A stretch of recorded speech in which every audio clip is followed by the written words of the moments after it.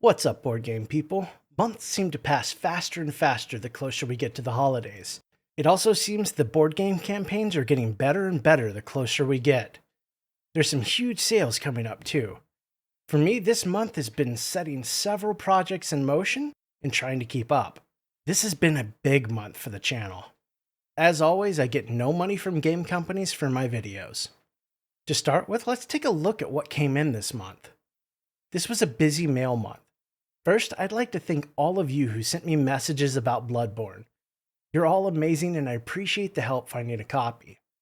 Someone local got back to me about a Bloodborne all-in at an amazing price, and I finally got my copy. Everything was unplayed and pristine, so I'll be able to do a good unboxing when I get around to it. The next one in was a big one, and to think it's only the first wave. Chronicles of Drunagor, Age of Darkness Apocalypse Wave 1 arrived at my door in a ridiculously large box. They really need to work on shortening the name for this one.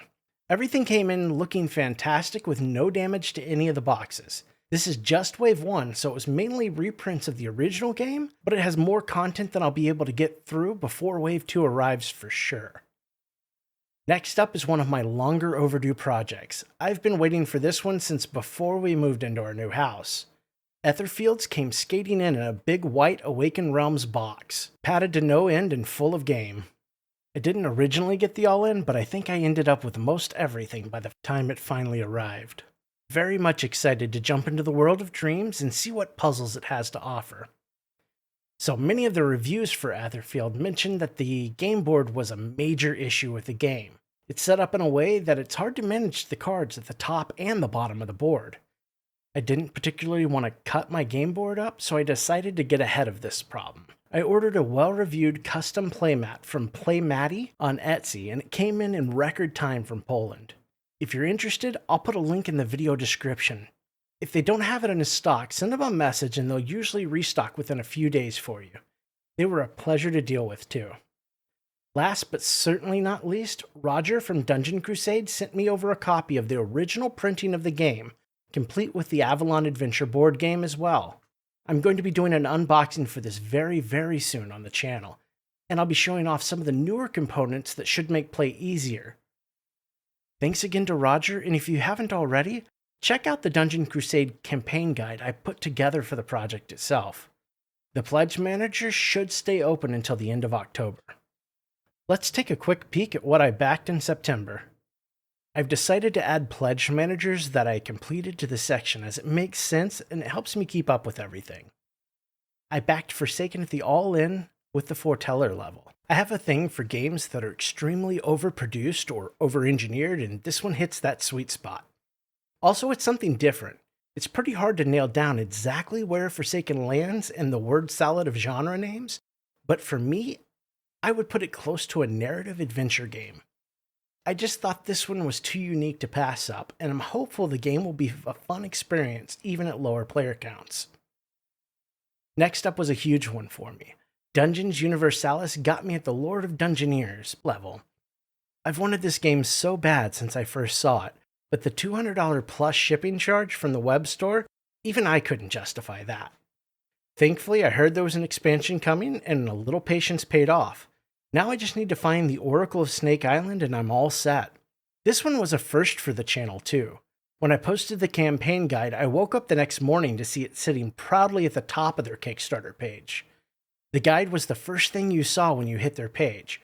Hopefully it got them plenty of support. They deserve it.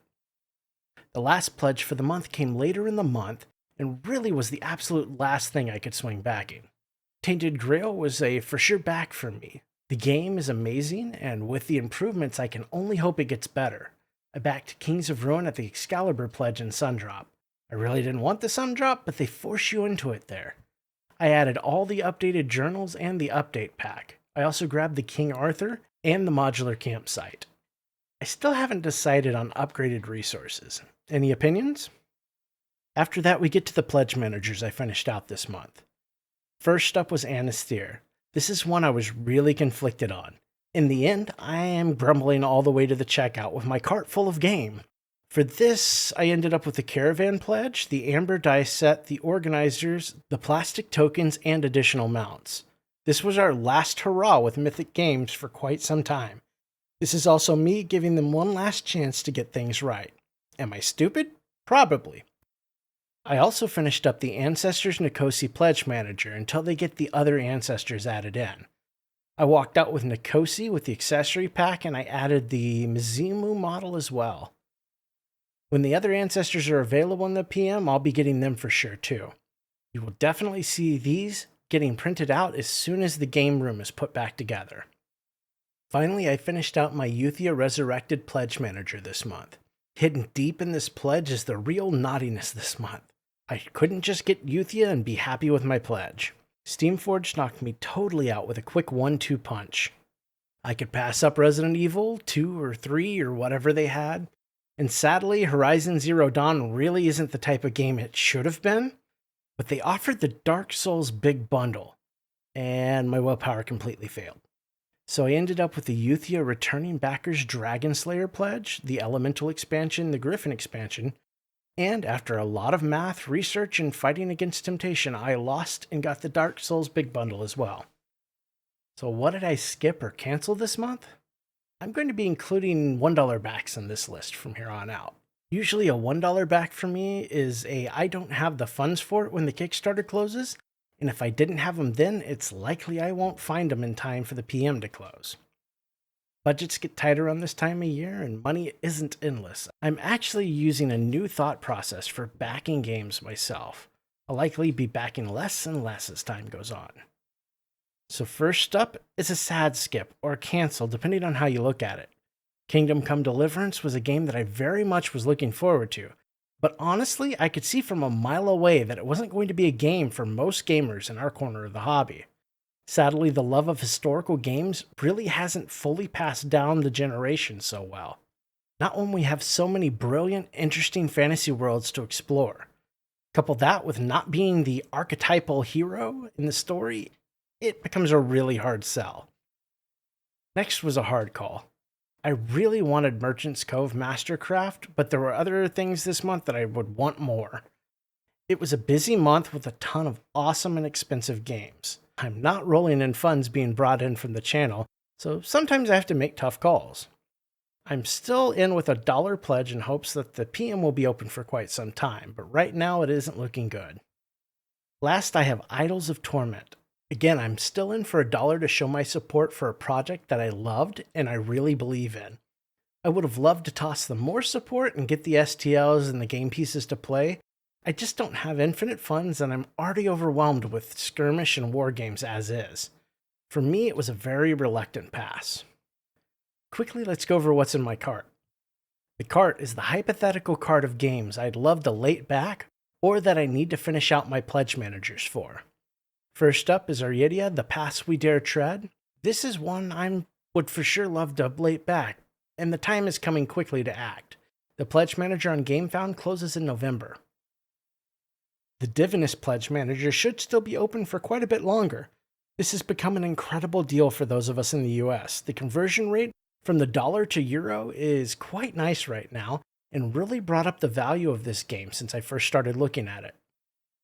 Limbo Eternal War 1.5 is still holding their pledge manager open, but is nearing a close. The start of production will be soon. This is one I may not be able to finalize. We'll have to wait and see.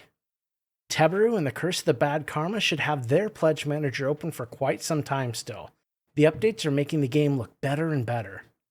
Unsettled is entering the last few months of their pledge manager being open. They've promised to let us know when it's getting close to closing time. Lords of Ragnarok is being removed from my cart. I love Awaken Realms games, but sadly I can't find enough excitement for this one. Perhaps I'll still grab it on the secondary market if it gets good reviews in a few years. Dawn of Madness is quickly rising to the top on my must-have list. Dimension games take a while to get their games produced and shipped, but I really think they're worth the wait. Skyrise is very close to closing their PM, and I've just been procrastinating. The pledge manager for Sleeping Gods Distant Skies will remain open until early December, so still a little time on that one. The pledge manager for Burn Cycle has no closing date just yet. I'm thinking of adding the Too Many Bones core set just so I can try it out. Last is Dungeons of Doria. This is one I should have finished out already. I'm just lazy and I've had my mind elsewhere, or it would have already been done. What I painted. This is a short one this month due to the game room updates. I've been assembling and gluing, where necessary, the Oathsworn miniatures. I'm also going over them with a fine-tooth comb to try and clean up mold lines and such. I suck at doing that, but I really want these to look good. What have I played recently? First up is Oathsworn Into the Deep Woods. I've been reading the rules and we dipped our toes into Chapter 1 this month with a quick trial while I was shooting the unboxing for it. I have also been continuing my adventures in the Legendary Kingdoms Valley of Bones book. So far, I'm very impressed with the twists and turns and the amount of freedom you have to make choices. I'll for sure be doing a full review when I finish the first book. We continued our ranked Apex runs, getting to Platinum and deciding to call it there. We finished out the Game Pass and decided not to play after the split. We'll be back to it next season. We also have been running through the latest release of Overcooked with some of our friends. We've played most of 1 and 2 before, and I think there are still 1 or 2 DLC packs we've never tried. It's frantic and very chaotic fun. So what am I searching for? This list just gets smaller and smaller, which is a good thing mostly. I have it cut down to size, leaving only 2 games that I'm currently searching for. The first is a good-sized collection of Conan. Honestly, I'm sort of just hanging out to see if Monolith decides to do another expansion or reprint or something of the sort, but if a collection came along that would fit my tiny, tiny little budget, I might consider hopping on it sooner rather than later. The other game is Vampire Masquerade's Chapters, All In. I've tried contacting Flyos Games twice now, but I've still not heard back from them. Hopefully someone will return an email eventually. I'd love to get my hands on this one. So, game room updates for the week. Well, my wife gets ideas stuck in her head. She got it in her head she wanted her foster kitten room to have vinyl floors that would be easier to clean up, and she hopped into motion.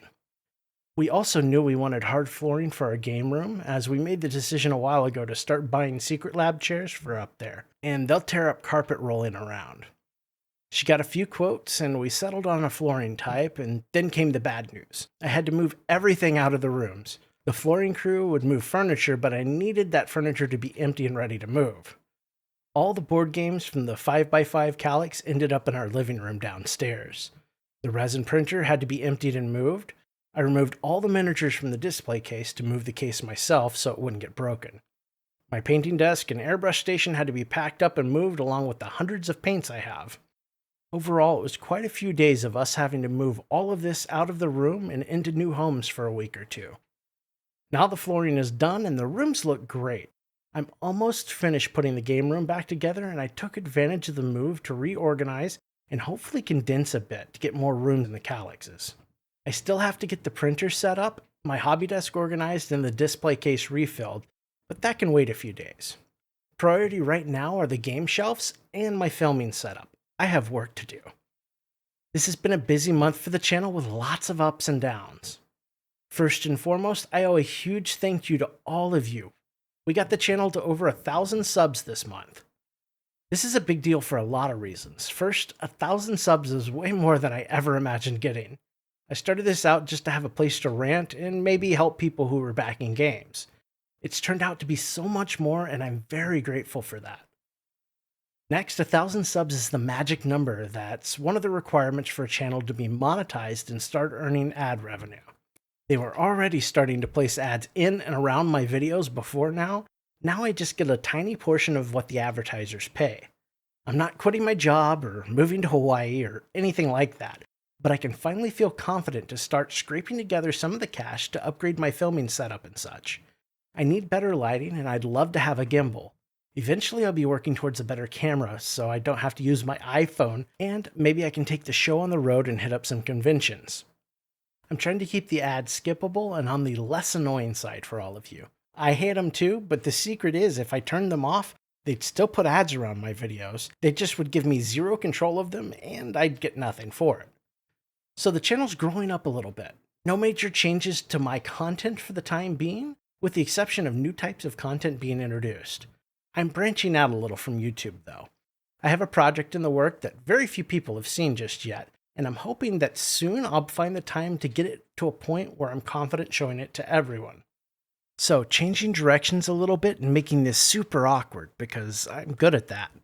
What I'm not very good at is asking for help or asking for things. I'm an introvert that's dabbling in an extrovert's world. I was raised not to look for any help, to figure things out myself. I was also raised to not ever ask for anything.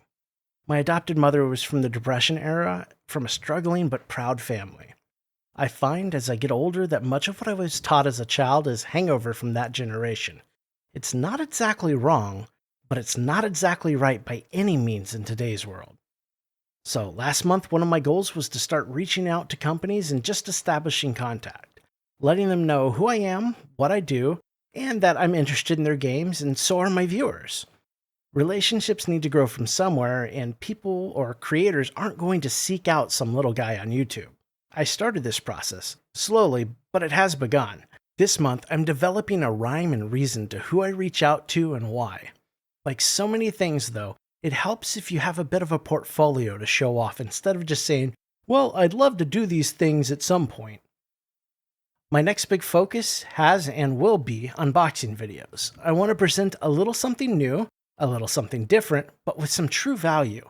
You can watch any channel on mute and watch them pull things out of a box, but what value does that give? And how can mine be different from the hundreds of other content creators out there? I'm still working on that, but I have a few ideas that I think some of you will like. Now, bring it all full circle. A viewer here, Jason, put me in touch with Roger, the creator of Dungeon Crusade.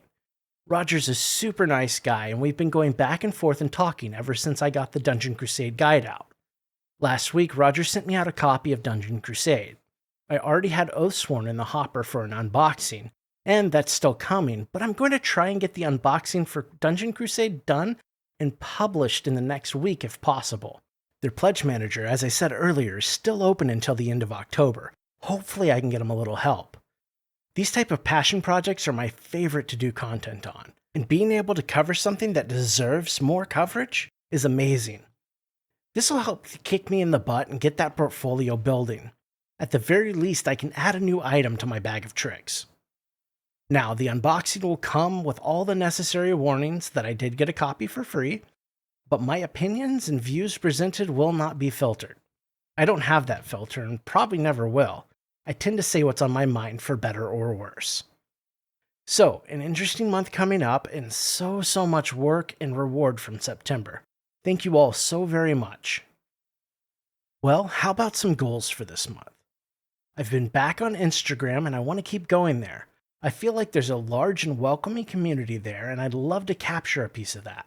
I also want to keep growing our Discord. More and more people are finally giving in and joining, and I've been enjoying the conversation there.